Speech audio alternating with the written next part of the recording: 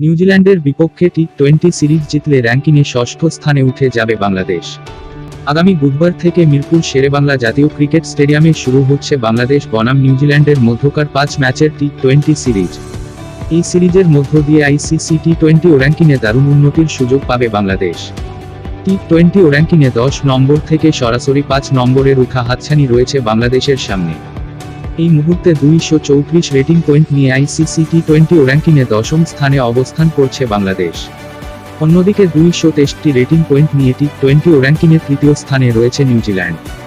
তবে বাংলাদেশের সমান 234 রেটিং পয়েন্ট নিয়ে র্যাঙ্কিংয়ে 9ম স্থানে রয়েছে ওয়েস্ট ইন্ডিজ। 235 নম্বর নিয়ে 8ম স্থানে রয়েছে শ্রীলঙ্কা এবং 236 রেটিং পয়েন্ট নিয়ে 7ম স্থানে রয়েছে আফগানিস্তান। বাংলাদেশ যদি নিউজিল্যান্ডের বিপক্ষে প্রথম ম্যাচে জয়লাভ করে তাহলে এই তিন দলকে পিছনে ফেলে র্যাঙ্কিংয়ে 7ম স্থানে উঠে যাবে বাংলাদেশ। তবে বাংলাদেশের সামনে রয়েছে আরও দূরে যাওয়ার। আসুন দেখে নেই বাংলাদেশ বনাম নিউজিল্যান্ডের মধ্যকার 5 ম্যাচের টি-20 সিরিজের র্যাঙ্কিংয়ের হিসাব নিকাশ।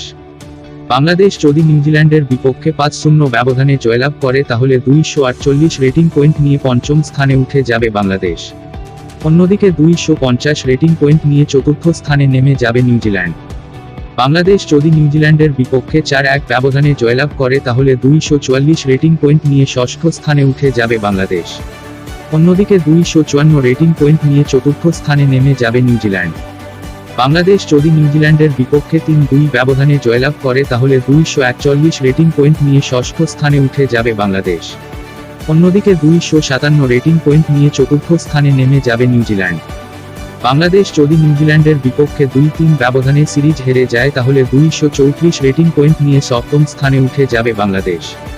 অন্যদিকে 260 রেটিং পয়েন্ট নিয়ে 4র্থ স্থানে নেমে যাবে নিউজিল্যান্ড। বাংলাদেশ যদি নিউজিল্যান্ডের বিপক্ষে 4-1 ব্যবধানে সিরিজ হেরে যায় তাহলে 234 রেটিং পয়েন্ট নিয়ে 10ম স্থানে থেকে যাবে বাংলাদেশ।